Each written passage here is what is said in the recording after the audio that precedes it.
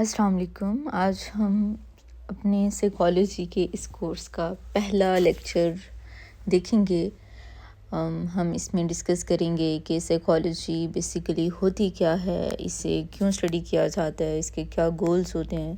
اس کے علاوہ اس کی اپلیکیشن دیکھیں گے. ہم اس کی ڈفرینٹ جو برانچز ہیں ان کو تھوڑا بریفلی ٹچ کریں گے انشاءاللہ.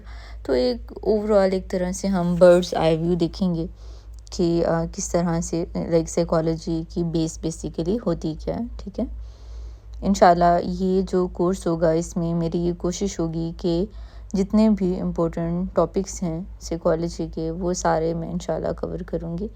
تو if you are someone جو کہ کمپیٹیٹیو ایگزام کی تیاری کر رہے ہیں یا پھر لیکچرر ایگزام کی پریپریشن کر رہے ہیں یا کسی بھی اور ٹیسٹ کی پریپریشن اگر آپ کر رہے ہیں یا ایون اگر آپ یونیورسٹی کے اسٹوڈنٹ بھی ہیں تو بھی یہ لیکچر کی سیریز جو میں لے کے چل رہی ہوں انشاءاللہ یہ آپ کے لیے بہت ہیلپ فل ہوگی. ٹھیک ہے، تو میرے ویسے کچھ پیڈ کورسز بھی ہیں جو اسپیسیفکلی ڈیزائنڈ ہیں for competitive exam students.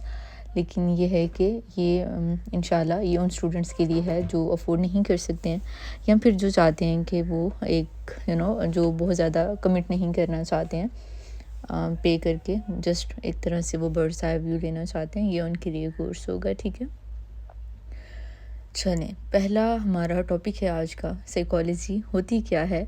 Psychology کو بیسیکلی ڈفرینٹ طرح سے ڈیفائن کیا گیا. اگر آپ دیکھیں ہسٹوریکلی ارسطوٹل سے لے کے اب تک اس کی ڈفرینٹ ڈیفینیشنز دی گئی. ارسطوٹل نے کہا کہ سائیکالوجی روح کی اسٹڈی ہوتی ہے. ٹھیک ہے، لائک ہم سول کو اسٹڈی کرتے ہیں. پھر لیٹر آن یہ آبجیکشن لگائی گئی کہ ہم سول کو تو دیکھ نہیں سکتے، تو پھر ایسی چیز جسے ہم دیکھ نہیں سکتے ہیں جس کے ایگزسٹنس کا ہمیں پتہ ہی نہیں ہے، وہ کیسے سائیکالوجی وہ ایک فیلڈ آف اسٹڈی ہم اسے لے کے کیسے اس کے بیس پہ چل سکتے ہیں. پھر کہا گیا کہ سائیکالوجی مائنڈ کی اسٹڈی ہے. مائنڈ پہ پھر اگین یہی کریٹیسزم کیا گیا کہ اسے آبجیکٹیولی اسٹڈی نہیں کیا جا سکتا. تو پھر تو یہ مائنڈ کی اسٹڈی بھی نہ ہوئی. پھر بعد میں اسے مزید موڈیفائی کیا گیا، کہا گیا شعور کی اسٹڈی ہے، کانشیسنس کی اسٹڈی ہے. لیٹر آن یہ جیمس نے اسے اس طرح سے متعارف کروایا کہ یہ کانشیسنس کی اسٹڈی ہے. اس پہ اگین پھر سیم کریٹیسزم. بعد میں پھر ڈفرینٹ اسٹیجز سے گزرنے کے بعد فائنلی ہم نے کہا کہ سائیکالوجی بیہیویئر کی اسٹڈی ہے. جب بیہیویئر کی اسٹڈی ہم نے کہہ دیا تو اب بیہیویئر میں کیا چیز آتی ہیں، آبزرویبل جو ویزیبل ایکشنز ہوتے ہیں وہ ہمارے بیہیویئر میں آتے ہیں. آپ بات کر رہے ہیں، آپ چل رہے ہیں، آپ رو رہے ہیں، ہنس رہے ہیں، یہ آپ کا ویزیبل آپ کے بیہیویئرز ہیں، ایکشنز ہیں.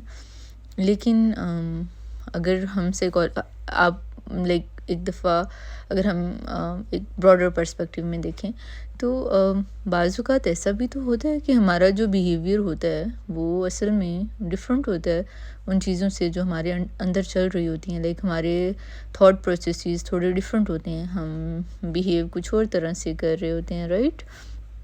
تو پھر یہ سوچا گیا کہ یہ تو اگر ہم صرف سائیکالوجی کو بیہیویئر تک محدود کر دیں گے تو یہ تو بہت بڑا ایک میجر چنک ہوگا ہماری پرسنالٹی کا، ہماری اوور آل بینگ کا، جو مس ہو جائے گا، رائٹ، جو ہم انکلوڈ نہیں کر پائیں گے. تو اس چیز کو پھر کیٹر کرنے کے لیے یہ کہا گیا کہ چلیں ہم بیہیویئر کے ساتھ ساتھ جو انٹرنل مینٹل پروسیسز ہیں ہم وہ بھی سائیکالوجی میں اسٹڈی کریں گے. ٹھیک ہے، وہ جو کوورٹ فینومیناز ہمارے اندر چل رہے ہوتے ہیں، ہماری میموری، ہماری تھاٹ پروسیسز، ہماری ایموشنز، ہماری امیجینیشنز، یہ ساری کی ساری چیزیں بھی ہم سائیکالوجی میں اسٹڈی کریں گے along with behavior which is observable part. okay.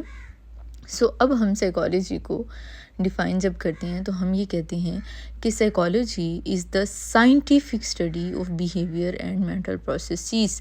اچھا، اب اس میں آپ کو ایک تیسری چیز بھی نظر آئی. ہم نے مینٹل پروسیسز کی بھی پہلے بات کر لی تھی، ہم نے بیہیویئر کی بھی بات کر لی تھی. اب اس لائن میں آپ کو ایک تیسری بڑی امپورٹنٹ چیز نظر آ رہی ہے جو اگر آپ مس کر دیں گے تو یہ سائیکالوجی کی ڈیفینیشن ادھوری رہ جائے گی. And that definition is scientific study. Okay, اب جب سائنٹیفک کی بات آ رہی ہے تو اٹس مین کہ اس میں سائیکالوجی میں ہم سائنٹیفک میتھڈ کا استعمال کر رہے ہیں. سائنٹیفک میتھڈ کیا ہوتا ہے؟ یہ ایک سسٹمیٹک طریقہ ہوتا ہے جس کے تھرو ہم ڈفرینٹ پروسیسز کو آرگنائز کرتے ہیں اور جس کے تھرو ہم ایک ایکوریٹ وے میں بیہیویئر کو اسٹڈی کرنے کی کوشش کرتے ہیں. لائک اگر آپ اوور آل دیکھیں، ہم جانتے ہیں کہ ہم جو سائنٹیفک ایک میتھڈ ہے اس کے ڈفرینٹ پروسیس ہوتے ہیں. ہم آبزرو کرتے ہیں، ہم چیزوں کو ڈسکرائب کرتے ہیں، ایک کنٹرولڈ ہمارا طریقہ ہوتا ہے سائنٹیفک میتھڈ میں. تو اس کی بیس پہ پھر ہم یہ کہہ سکتے ہیں کہ سائیکالوجی بھی ایک سائنس کی برانچ ہے. سائیکالوجی بھی کو بھی ہم ایز اے سائنس اسٹڈی کر سکتے ہیں. ٹھیک ہے، یہاں سائیکالوجی بھی ایک سائنس کی ہی فیلڈ ہے.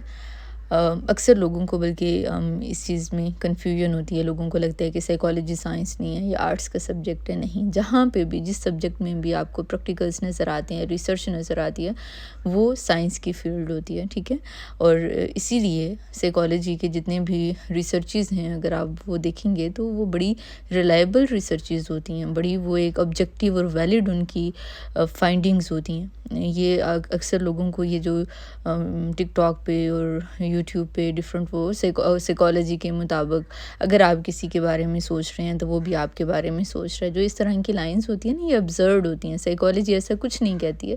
سائیکالوجی تو بڑی ریلائبل فیلڈ آف اسٹڈی ہے. اس میں تو جب آپ ریسرچ کرنے بیٹھتے ہو تو آپ کو تو سالوں لگ جاتے ہیں. 4 5 سال لوگ ریسرچ کرتے رہتے ہیں، اس کے بعد وہ آ کے کوئی بات کرنے کے قابل ہوتے ہیں.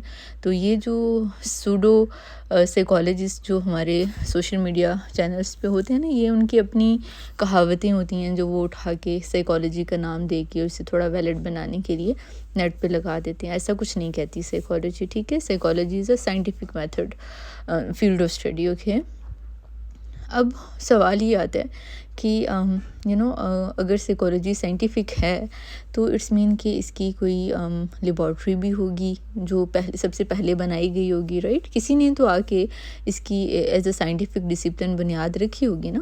تو جیسے ہم نے پہلے ڈسکس کیا، ایرسٹوٹل نے کہا تھا کہ یہ اسٹڈی آف سول جو ہے وہ سائیکالوجی کہلاتی ہے. لیکن اب تو ہم کہہ رہے ہیں کہ یہ سائنس ہے، اور اگر یہ سائنس ہے تو پھر کسی نے آ کے پرٹیکولرلی اس کا انیشیٹو تو لیا ہوگا نا، کوئی لیبارٹری وغیرہ بنانے کا. تو اٹ ٹرنز آؤٹ کہ 1879 میں ایک جرمن فزسسٹ تھے، ولہیلم وانٹ. اسپیلنگ کے ساتھ اگر آپ دیکھیں، ولیم وانٹ اسے کہتے ہیں ویسے ہم، WILHELM، ولہیلم. ویسے اگر اسپیلنگ یاد کرنے کے لیے آپ اس کی پروننسیشن دیکھیں، ادروائز یہ ولیم وانٹ پر پروناؤنس کیا جاتا ہے. انہوں نے جرمنی میں ایک پہلی جو سائیکالوجی کی لیبارٹری ہے اس کی بنیاد رکھی. جرمنی میں بھی کس جگہ پہ؟ لپزگ میں. ٹھیک ہے، LEIPZIG، لپزگ میں انہوں نے بنیاد رکھی. ٹھیک ہے، اب اس میں اگر ہم دیکھیں تو یہ وہ پرٹیکولر ٹائم پیریڈ تھا جہاں سے ماڈرن سائیکالوجی کی آپ یہ کہہ لیں کہ بنیاد رکھی گئی. یہاں سے آنورڈ پھر ہم نے سائیکالوجی کو ایک سائنٹیفک وے میں لے کے چلنا سٹارٹ کیا. انہوں نے جب یہ بنائی اپنی لیبارٹری تو اس میں انہوں نے ڈفرینٹ ایکسپیریمنٹس کیے. انہوں نے ریئیکشن ٹائم کو میئر کرنا سٹارٹ کر دیا. انہوں نے کہا کہ جیسے یہ پیریوڈک ٹیبل ہوتا ہے کیمسٹری میں، بالکل اسی طرح سے ہم اپنے دماغ کا بھی ایک پیریوڈک ٹیبل بنا سکتے ہیں. اس سے بھی اس کے جو سب اسٹرکچرز ہیں اس میں اسے ڈیوائڈ کر سکتے ہیں، جس کی انہوں نے کوشش بھی کی. نہ صرف ولیم وانٹ بلکہ ان کا ایک اسٹوڈنٹ بھی تھا، ٹشنر اس کا نام تھا. انہوں نے اس کے ساتھ مل کے بہت زیادہ اس فیلڈ آف اسٹڈی پہ کام کیا، اور ان کی اسکول آف تھاٹ کو بلکہ نام بھی اسٹرکچرلزم کا ہی دیا گیا، بیکاز ان کا مین ایم ہی یہی تھا کہ وہ سائیکالوجی کو اسٹرکچرس میں، مائنڈ کو اسٹرکچرس میں ڈیوائڈ کرنا چاہ رہے تھے. ٹھیک ہے، تو اینی ویز یہ یہاں سے سائیکالوجی، ماڈرن سائیکالوجی کی اوریجن ہوئی. اس کے بعد پھر آہستہ آہستہ اس کو، اس فیلڈ آف اسٹڈی کو تقویت ملنا سٹارٹ ہوئی. لیٹر آن انشاءاللہ ہم بڑے ڈیٹیل میں دیکھیں گے کس طرح سے سائیکالوجی کی ایولیوشن ہوئی، کیسے ون بائی ون نئے پچھلے اسکول آف تھاٹس پہ کریٹیسزم ہوا، نئے اسکول آف تھاٹ کس طرح سے ایمرج ہوئے، کیا ان کی بڑی انٹرسٹنگ ان کی طریقے سے سائیکالوجی جو ہے وہ ایک ہسٹوریکلی یہ چلتی ہے یہ. ٹھیک ہے، اب سوال یہ ہے کہ سائیکالوجی ٹھیک ہے، اچھی فیلڈ ہے، بیہیویئر ہے، مینٹل پروسیسز ہیں، بنیاد بھی رکھی گئی. پڑھنی کیوں چاہیے؟ ہم پڑھتے کیوں ہیں؟ ہم سائیکالوجی اس لیے پڑھتے ہیں تاکہ ہم اپنے آپ کو اور اپنے آس پاس کے لوگوں کو انڈرسٹینڈ کر سکیں. ہم یہ دیکھ پائیں کہ آخر اگر ایک پرٹیکولر پرسن ایک طرح سے بیہیو کر رہا ہے تو وہ کیوں کر رہا ہے، یا ہم اگر ایسے ہیں آج تو ہم کیوں ہیں، اور کیا ہم اپنے آپ کو چینج کر سکتے ہیں. جو اگر ہم دیکھیں ہمارے بیہیویئر کے پیچھے ریزنز کیا ہیں، ان ریزنز کو آئیڈینٹیفائی کرنا ہمارا مین گول ہوتا ہے. ٹھیک ہے. اس کے علاوہ بڑی یہ ایک ظاہر ہے اسٹوڈنٹس کے لیے تو ویسے بھی یہ بہت امپورٹنٹ فیلڈ بن جاتی ہے. میموری، لرننگ کیسے کی جاتی ہے، لرننگ کے کون کون سے طریقے ہوتے ہیں، بڑی ڈیٹیل میں ہم اس کی تھیریز انشاءاللہ پڑھیں گے. اس کے ساتھ ساتھ میموری کیا ہوتی ہے، امپروو کیسے کی جا سکتی ہے، پرابلمس کو کیسے سالو کیا جا سکتا ہے. اب نارمل بیہیویئر کیا ہوتا ہے، نارمل کیا ہوتا ہے، جو اکثر لوگوں کو جو سائیکالوجی کو جو لمٹ کر دیتے ہیں وہ نارملٹی اور اب نارملٹی تک کرتے ہیں. انہیں لگتا ہے کہ اس میں پاگلوں کا علاج ہوتا ہے، تو وہ اس کو بس اس حد تک لمٹ کر دیتے ہیں. ٹھیک ہے. ہم لوگ کبھی بھی ہمیشہ یاد رکھیے گا، اگر آپ سائیکالوجی پڑھ رہے ہیں تو اوبویسلی اس میں آپ انشاءاللہ آگے جائیں گے. کبھی بھی ہم سائیکالوجی میں کبھی بھی ہم یہ نہیں کرتے ہیں کہ اپنے کلائنٹ کو جو ہمارے پاس لے کے آتا ہے، اگر کسی کا کوئی ایشو ہو تو ہم اسے اب نارمل ٹرمینالوجیز یوز کرتے ہوئے ہم بہت خیال کرتے ہیں. ہم بلکہ انہیں پیشنٹ کا لفظ کہہ کے بھی نہیں پکارتے، ہم ہمیشہ انہیں کلائنٹ کہتے ہیں کہ یہ ہمارے کلائنٹ ہیں. ٹھیک ہے. تو یہ تھوڑا سا خیال کرنے آپ نے کہ یہ جو ورڈنگ ہے ہماری یہ بہت میٹر کرتی ہے کہ ہم کس کے لیے کیا یوز کر رہے ہیں. اینی ویز اس کے علاوہ سائیکالوجی میں ہم ریلیشن شپس کو امپروو کرنے کے لیے بھی کام کر رہے ہوتے ہیں. ہم تھیراپیز ڈفرینٹ کپل کاؤنسلنگ پہ دے رہے ہوتے ہیں. ہم کمیونیکیشن سکلز کو کیسے امپروو کیا جا سکتا ہے اس پہ ہم تھیراپیز پرووائڈ کر رہے ہوتے ہیں. نہ صرف کانفیڈنس کو امپروو کرنے کے لیے بلکہ آپ نے اکثر نوٹس کیا ہوگا کہ بہت زیادہ کمیونیکیشن گیپ آتا ہے. اس کمیونیکیشن گیپ کی وجہ سے ہی اکثر ہمارے ریلیشن شپ میں مسئلے مسائل آتے ہیں. ان کو امپروو کرنے کے لیے ہم بہت زیادہ کام کر رہے ہوتے ہیں. کریٹیکل تھنکنگ کو ہم ڈیولپ کرنے کی کوشش کر رہے ہوتے ہیں.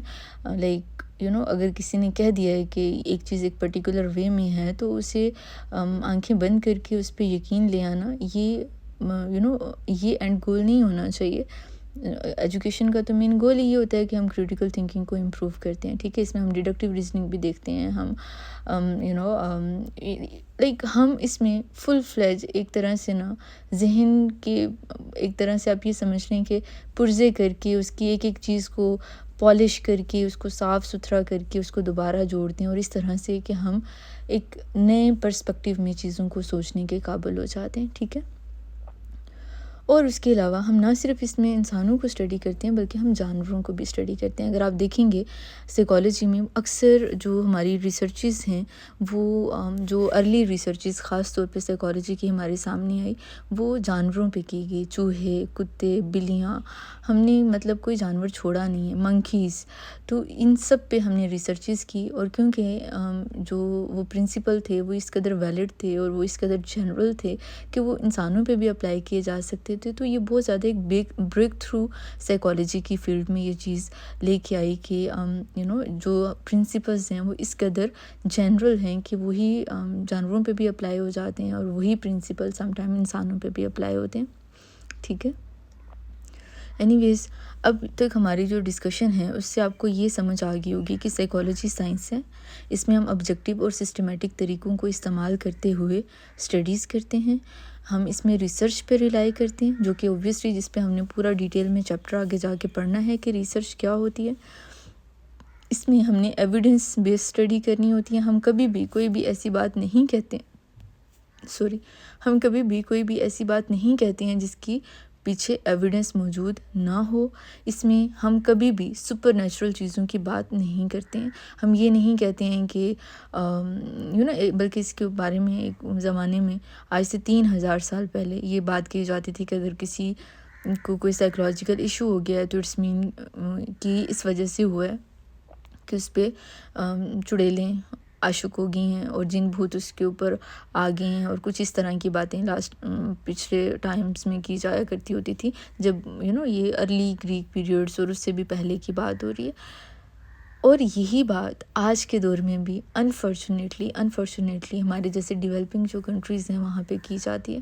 آپ دیکھ لیں آج بھی ہمارے یہاں اگر کسی بچے کو یا کسی پرسن کو کوئی سائیکولوجیکل ایشو ہوتا ہے، مرگی کے دورے پڑنا شروع ہو جاتے ہیں کچھ ایسا، تو لوگ یہ نہیں کرتے ہیں کہ وہ انہیں ڈاکٹرز کے پاس لے کے جائیں، سائیکیٹرسٹ یا سائیکالوجسٹ کے پاس لے کے جائیں، بلکہ وہ انہیں اپنے پیروں کے پاس لے کے جائیں گے، اور وہ پیر ان کو وہ مار مار کے وہ چھڑیاں اور وہ ان کی اپنی طرف سے وہ ان کے جن بھوت نکالنے کی کوشش کر رہے ہوتے ہیں، اور یہی پریکٹس آج سے 3000 سال پہلے بھی کی جاتی تھی۔ فرق اتنا تھا کہ اس زمانے میں تھوڑی زیادہ سویر تھی، اس زمانے میں کھوپڑی میں سوراخ بھی کر دیا کرتے ہوتے تھے لوگ، تاکہ وہ اندر سے جن نکل جائیں، سوراخ ملے گا تو ذرا نکلنے کا راستہ مل جائے گا نا۔ تو آج کے دور میں وہ سوراخ کرنے والی بات جو ہے وہ ظاہر ہے وہ ایک اکاؤنٹیبلٹی ہے، وہ اس طرح سے کی نہیں جا سکتی ہے، لیکن بندہ ختم کرنے کی کوئی کسر چھوڑی نہیں جاتی ہے۔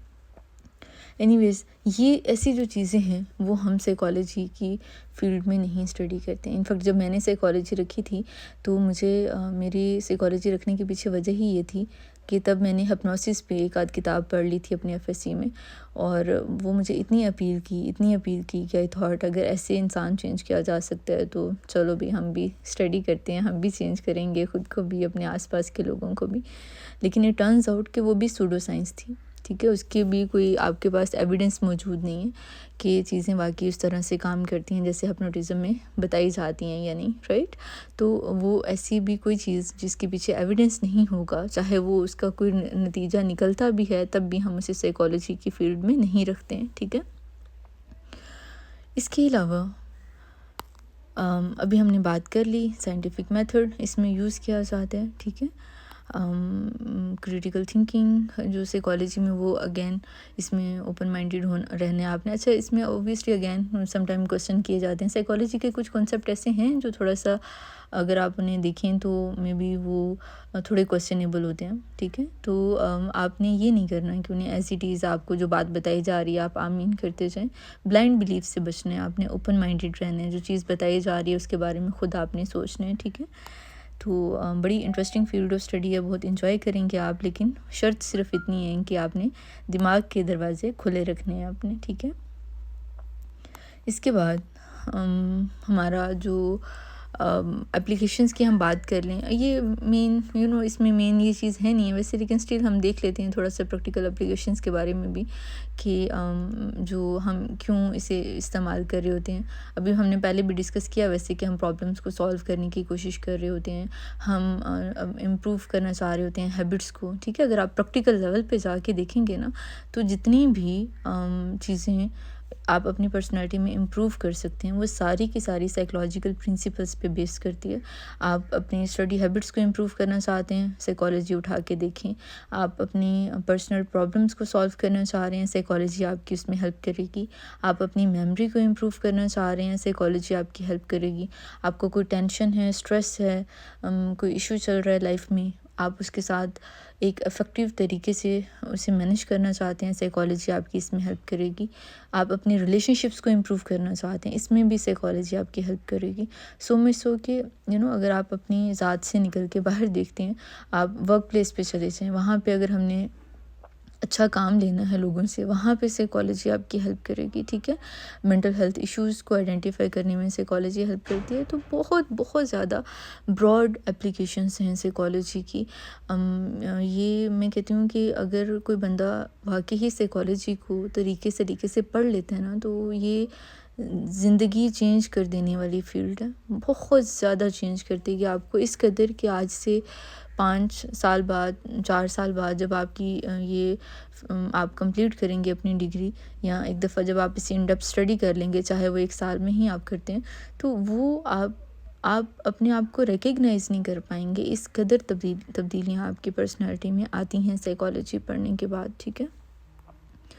تو جیسے مثال کے طور پہ ہم نے ابھی اوپر بات کی کہ یہ ہماری بیٹر اسٹڈی ہیبٹس کو میں ہماری ہیلپ کرتی ہے، اچھا پڑھنے میں ہماری ہیلپ کرتی ہے۔ تو اب اس میں پراپر سائیکالوجی میں کی ریسرچز موجود ہیں جس میں یہ بتایا گیا ہے کہ صحیح اچھا پڑھنے کا طریقہ ہوتا کیا ہے۔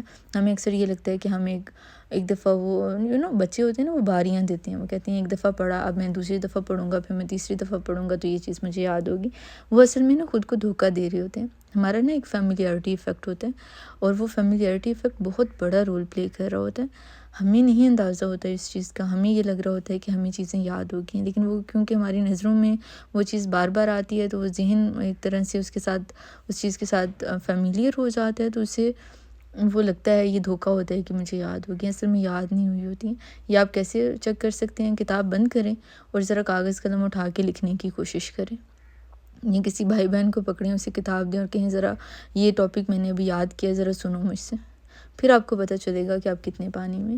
یہ اصل جو پڑھائی کا طریقہ ہوتا ہے نا، وہ ہوتا ہے اسپیسڈ ریپیٹیشن اور ایکٹیو ریکال. ٹھیک ہے، آپ ایک چیز کو آپ نے ابھی پڑھا ہے نا، ابھی یہ نہ کریں کہ میں نے وہ ہوتے ہیں نا آخری رات بیٹھ کے پڑھنے والے اسٹوڈنٹ، انہیں لگتا ہے دیکھو ہم تو اتنے جینیس ہیں، ہم نے تو سارا کچھ ایک رات میں پڑھ لیا. اصل میں کیا ہوتا ہے کہ آپ یہ کر کے بھی وہ جو آپ کی ایک رات والی جو اسٹڈی ہے نا، وہ ایک تو ایک رات میں بھی آپ کو اس طرح سے چیزیں ذہن میں نہیں رہتی ہیں، اور دوسرا یہ کہ وہ بس ایک رات تک ہی، پھر وہ ایک دن تک ہی وہ آپ کے ذہن میں رہتی بھی ہے چیز. اگر آپ نے کبھی کسی چیز کو یاد کرنا ہے تو اس کا بہترین طریقہ یہ ہے کہ اسپیسڈ ریپیٹیشن استعمال کریں. ابھی آپ نے کوئی چیز پڑھی ہے، تھوڑا ٹائم دیں، مے بی 2-3 گھنٹوں کے بعد اس کو دوبارہ دیکھ لیں. نہیں دیکھ سکتے، ایک دن کے بعد اس کو دوبارہ دیکھ لیں. ٹھیک ہے، یہ ابنگاسکی اس کے اوپر بڑی پراپر ریسرچز اس نے کی تھی. اس کے اوپر بھی ایک ویڈیو آپ کو چینل پہ مل جائے گی، جس میں اس نے بتایا تھا کہ کتنا ٹائم آپ کو اسپیس لے کے دوبارہ ریوائز کرنا چاہیے.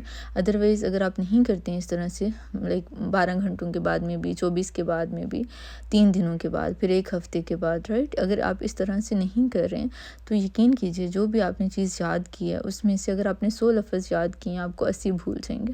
ٹھیک ہے، وہ ڈیپینڈ کرتا ہے کتنے ٹائم کے بعد. اگر ایون یاد کرنے کے بعد ابھی اگر آپ نے یاد کیا، ابھی 2-3 گھنٹوں کے اندر آپ کو اراؤنڈ اباؤٹ 65 to 70% جو چیزیں ہیں وہ آپ کے ذہن سے نکلنا سٹارٹ ہو جاتی ہیں. اس طرح کی یہ چیزیں ہوتی ہیں جو کہ پریکٹس، یہ ایکسپیریمنٹیشن کے تھرو ہمیں پتہ چلی کہ اچھا یہ چیز اس طرح سے چلتی ہے. پھر اس کے علاوہ ایکٹیو ریکال بہت بڑا رول پلے کر رہی ہوتی ہے. کبھی بھی تب تک آپ کو چیز یاد نہیں ہوتی ہے جب تک آپ اس کو ایک دفعہ اپنے ذہن پہ زور دے کے ریکال کرنے کی کوشش نہیں کرتے.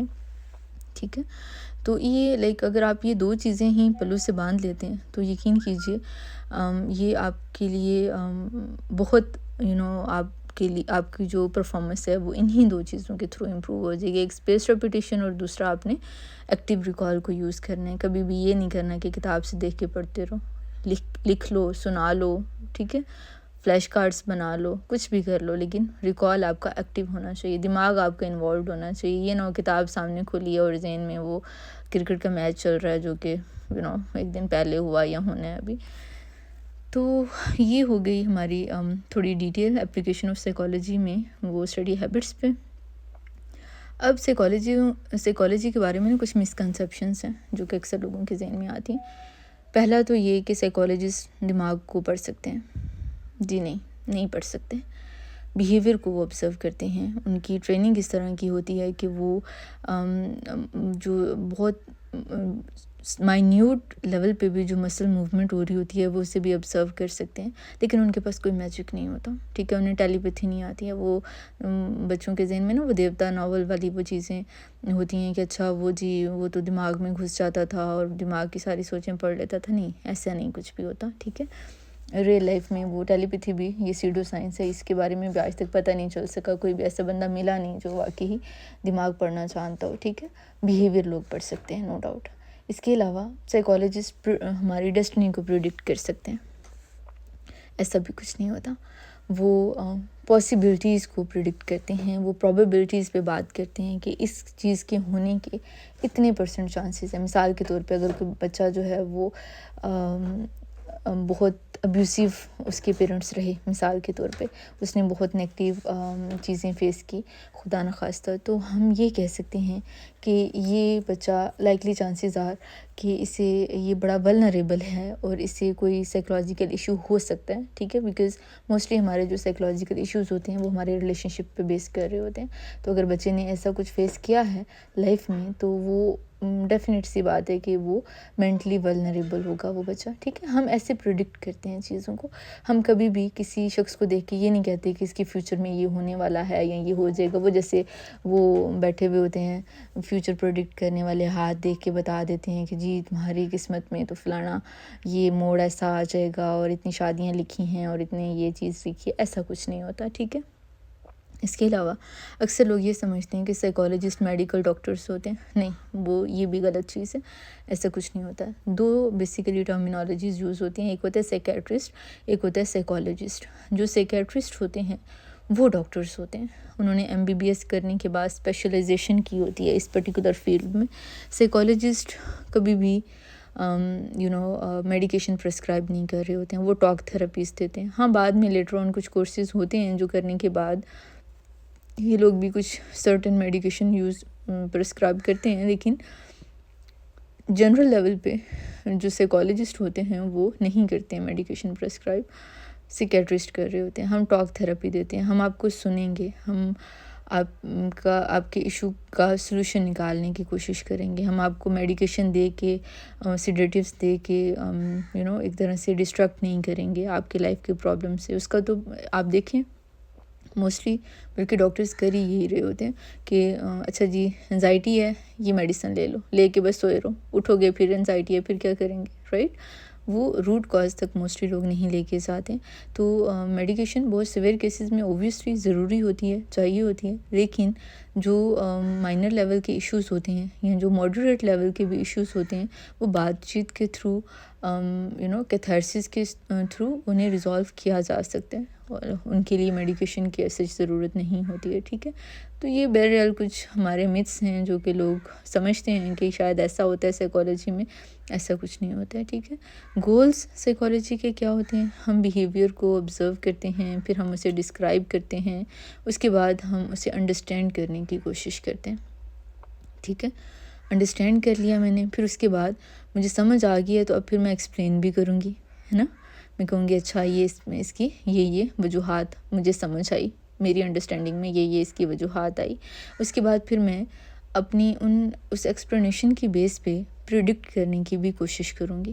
میں کہوں گی کہ اچھا یہ اگر ولنریبل جو چائلڈ ہے, جس کے ماں باپ میں لڑائی جھگڑا ہوتا ہے, اگر وہ ڈپریشن کا شکار ہو سکتا ہے تو اٹس مین, اگر یہ یہ ریسرچ موجود ہے کہ ایسا ہوتا ہے, تو اٹس مین کہ یہ جو بچہ ہمارے سامنے آیا ہے اس کے بھی پیرنٹس میں لڑائی جھگڑا ہوتا ہے, تو فیوچر میں یہ بچہ بھی ڈپریشن کا شکار ہو سکتا ہے. تو یہ پریڈکشن ہوتی ہے ہماری. اور جب ہم نے پریڈکٹ کر لیا تو اب ہم کیا کریں گے, اس بیہیویئر کو کنٹرول کرنے کی کوشش کریں گے. ہم بچے کو کچھ تھراپیز کے تھرو یا پھر اس کے پیرنٹس کو ہم تھوڑا تھراپیز کے تھرو اس چیز کی طرف لے کے آئیں گے کہ وہ چیز جو پرابلمیٹک ہے وہ ریزالو ہو جائے, اور بچہ فیوچر میں اس پرابلمیٹک بیہیویئر کو سے نہ وہ ڈس آرڈر کو سے نہ فیس کرنا پڑے, ٹھیک ہے.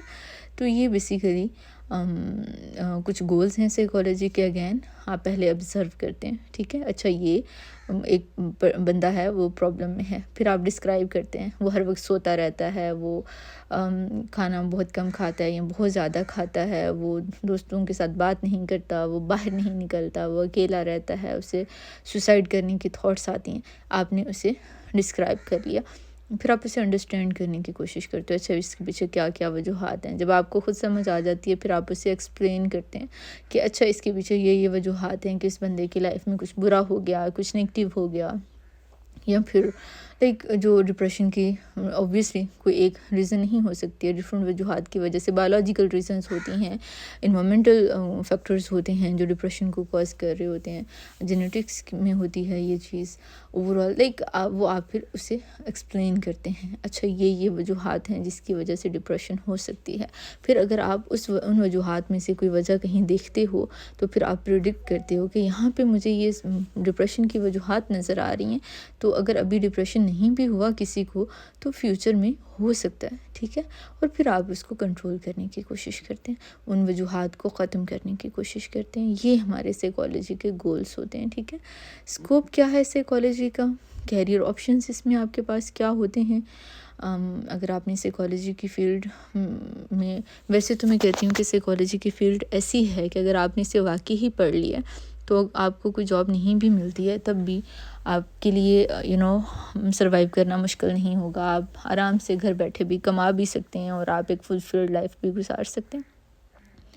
لیکن اگر ہم اسکول آف تھاٹس کو دیکھیں، اگر ہم ایریاز کو دیکھیں تو ایریاز کون کون سے ہیں جو جن میں آپ سائیکالوجی پڑھنے کے بعد جا سکتے ہیں، آپ ایجوکیشن کی فیلڈ میں جا سکتے ہیں، جیسے ہم لوگ ہیں لیکچرار سائیکالوجی ہو گیا، یا پھر آپ لائک کالج میں پڑھا سکتے ہیں، ایون اسکول میں بھی آپ چاہیں تو وہاں پہ بھی ایز اے کاؤنسلنگ سائیکالوجسٹ یا پھر بچوں کو گائیڈ کرنے کے لیے وہاں پہ بھی آپ کام کر سکتے ہیں۔ ریسرچ کی فیلڈ میں جا سکتے ہیں، آپ ایک ریسرچر بن سکتے ہیں، آپ ہاسپٹل میں کام کر سکتے ہیں، کلینیکل سائیکالوجسٹ بننے کے بعد آپ وہاں جا کے جو کلینیکل جو کیسز ہوتے ہیں آپ انہیں ہینڈل کر سکتے ہیں۔ آپ ریکروٹمنٹ ایجنسیز میں آپ کو جاب مل سکتی ہے، لائک آپ دیکھیں جتنی بھی بڑے لیول کی جابس ہیں ان سب میں ایک نہ ایک سائیکالوجسٹ بیٹھا ہوتا ہے جو آپ کو آبزرو کرتا ہے، رائٹ، جو آپ کو دیکھتا ہے کہ اچھا آپ اس قابل ہیں بھی کہ آپ کو یہ جاب دی جائے۔ یعنی آپ CSS کی اگزامپل لے لیں، PMS کی لے لیں، ایون ہم لیکچرار میرا جب انٹرویو ہوا تھا تو ہمارا تو خیر پینل تھا ہی سائیکالوجسٹ کا سارا۔ آپ کبھی بھی 17 اسکیل کی کسی بھی جاب کے لیے جاتے ہیں، آپ انٹرویو میں بیٹھتے ہیں، وہاں پہ ایک نہ ایک سائیکالوجسٹ لازمی بیٹھا ہوتا ہے جو دیکھ رہا ہوتا ہے کہ آپ کی پرسنالٹی کس طرح کی ہے۔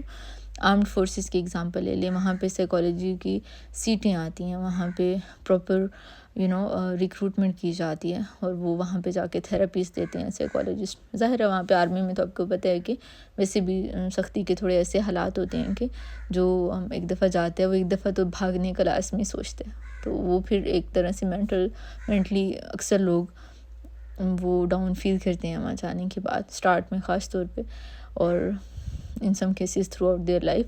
تو یہ آرمڈ فورسز میں بھی آپ کی ریکروٹمنٹ جو ہے وہ ہوتی ہے۔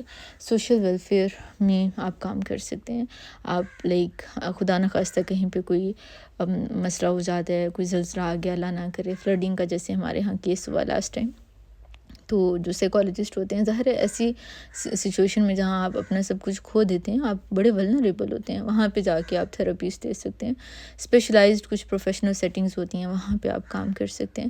ایون جیسے ہمارے اسکول کالجز میں بھی، ہمارے ہاں تو خیر اس کا اتنا ٹرینڈ نہیں ہے، لیکن اب آہستہ آہستہ ہوپ فلی کہ یہ چیز جو ہے وہ پریکٹس کی جائے گی، لیکن یہ چیز بھی ہوتی ہے کہ اسکول کالجز میں بھی اسپیشلائزڈ سیٹس ہوتی ہیں کاؤنسلنگ سائیکالوجسٹ کی، یا جو بچوں کو کیریئر گائیڈنس دے رہے ہوتے ہیں، پرووائڈ کر رہے ہوتے ہیں ان کی۔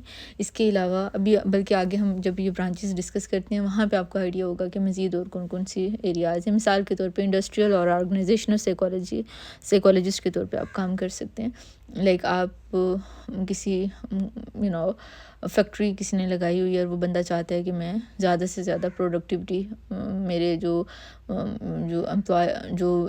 لوگ میرے ساتھ کام کر رہے ہیں وہ زیادہ سے زیادہ آؤٹ پٹ دیں مجھے، تو آپ یا پھر ان کی جاب سیٹسفیکشن بہت زیادہ ہو، وہاں پہ وہ کس سے سروسز لے گا، سائیکالوجسٹ سے لے گا، رائٹ۔ ہیلتھ سائیکالوجی کی فیلڈ میں آپ کوئی بیہیویئر کسی کا نگیٹیو چھڑوانا چاہتے ہیں، کوئی اسموکنگ کرتا ہے، کوئی شراب پیتا ہے، یا کچھ بھی ایسا نگیٹیو جس کی اسے عادت ہے اور وہ چھوڑنا چاہتا ہے، اس کے لیے بھی وہ ہیلتھ سائیکالوجسٹ کی سروسز لے گا۔ کیسے بیہیویئر کو نیا اڈاپٹ کرنا ہے، کچھ نگیٹیو چھوڑنا ہے، یہ ساری چیزیں ہیلتھ سائیکالوجسٹ انہیں گائیڈ کرے گا۔ کنزیومر سائیکالوجی، اب آپ جتنے بھی ایڈس دیکھتے ہیں ان سب میں کسی نہ کسی سائیکالوجسٹ کی وہ سجیشن وہ لوگ لیتے ہیں، ان دیٹ سینس کہ سائیکالوجسٹ جانتے ہیں کہ کیا چیز اگلے بندے کو ٹریگر کر سکتی ہے، کیا چیز اگلے بندے کو مجبور کرے گی کہ وہ خریدنے میں پہ مجبور ہو جائیں، رائٹ۔ تو یہ جتنے بھی ایڈس بنتے ہیں، ایڈورٹائزنگ ایفیکٹس جتنے بھی ہوتے ہیں، ان سب کے پیچھے کوئی نہ کوئی سائیکالوجسٹ موجود ہوتا ہے جو کہ گائیڈ کرتا ہے، جو اچھے ہوتے ہیں، ٹھیک ہے۔ انوائرمنٹل سائیکالوجسٹ کے طور پہ آپ کام کر سکتے ہیں، کیسے انوائرمنٹ کو لوگوں کو اس چیز کی طرف مائل کیا جائے کہ وہ اپنی انوائرمنٹ کو امپروو کریں، انسان کا اس کے انوائرمنٹ کے ساتھ کیا رشتہ ہوتا ہے، کس طرح سے جو ایک طرح سے آپ انوائرمنٹ کا انسان پہ کیا اثر ہوتا ہے، اس کے ایموشنز پہ کیا اثر ہوتا ہے۔ اگر آپ ایک جگہ چینج کرتے ہو، کسی نئی جگہ پہ جاتے ہو، تو وہاں پہ آپ کیا ایکسپیرینس ہوگا۔ اوبویسلی جب چینج آتا ہے اسٹریس لوگ ایکسپیرینس کرتے ہیں، تو وہ اسٹریس کو کس طرح سے ٹیکل کیا جا سکتا ہے، ٹھیک ہے۔ یہ ایک بڑی ایمرجنگ فیلڈ ہے، لیکن کیسے فزیکل انوائرمنٹ جیسے آپ کو پتہ ہے گرینری اگر آپ کے انوائرمنٹ میں ہوگی تو آپ سائیکولوجیکلی تھوڑا بہتر فیل کریں گے۔ تو اس طرح کی جو چیزیں ہیں اور ان کے اوپر جو ریسرچز ہیں وہ انوائرمنٹل سائیکالوجی میں کی جاتی ہیں۔ اس کے علاوہ فورینزک سائیکالوجی ہوتی ہے، جس میں جتنے بھی لیگل ایشوز ہوتے ہیں سائیکالوجسٹ انہیں انویسٹیگیٹ کرتے ہیں. وہ دیکھتے ہیں کہ اگر کوئی بندہ کرمنل بن رہا ہے تو اس کے پیچھے کیا وجوہات ہیں، وہ کیوں جو کرمنل ہے وہ کرمنل کیوں بنتا ہے، کون سے فیکٹرز ہوتے ہیں جو ان ٹینڈنسیز کو ڈٹرمن کرتے ہیں. اگر ہم نے کسی کو ٹھیک کرنا ہے تو پھر ہم کیسے کریں گے. اگر کسی کا کرمنل بیہیویئر ہم نے ریفارمیشن کی جتنی بھی ہماری اپروچز ہوتی ہیں وہ ساری کی ساری سائیکالوجی بیسڈ ہوتی ہیں. اس کے علاوہ یہ انسینٹی کا آپ کو شاید آئیڈیا ہوگا کہ اگر کوئی بندہ انسین ڈکلیئر کر دیا جائے تو اس کو وہ سزا اس طرح سے نہیں ہوتی ہے جیسے ایک نارمل بندے کو ہوتی ہے، رائٹ.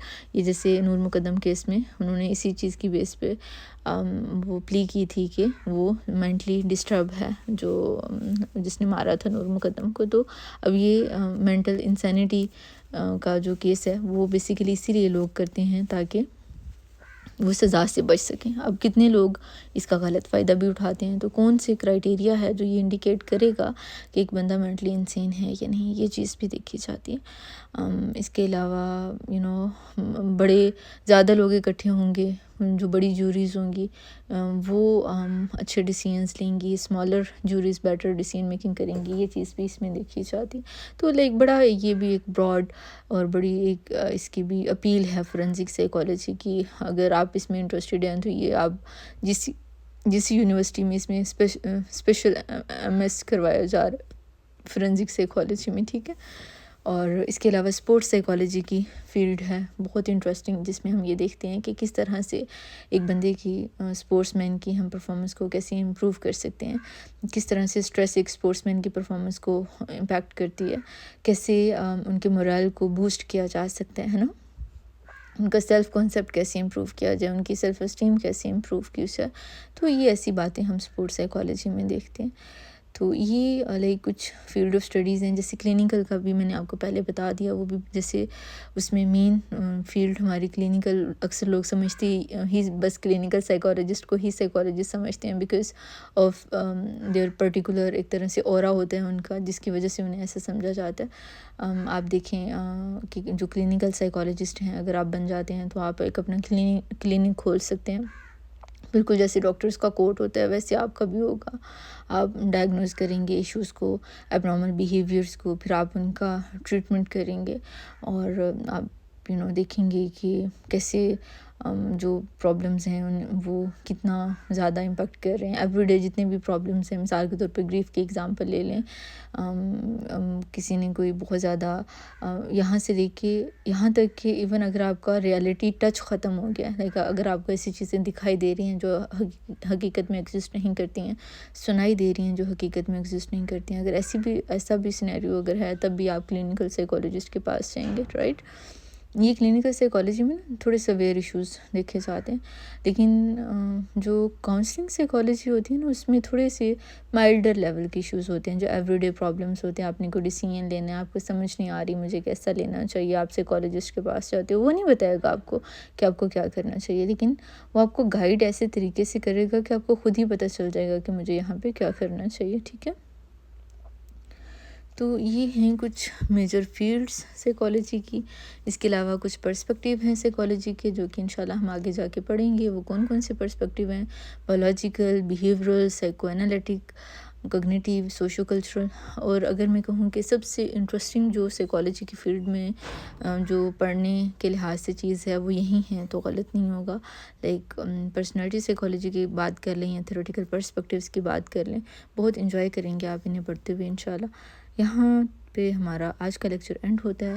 امید کرتی ہوں کہ یہ ہیلپ فل رہا ہوگا آپ کے لیے. انشاءاللہ اگلی ویڈیو میں ہم ڈسکس کریں گے نیکسٹ ٹاپک کو.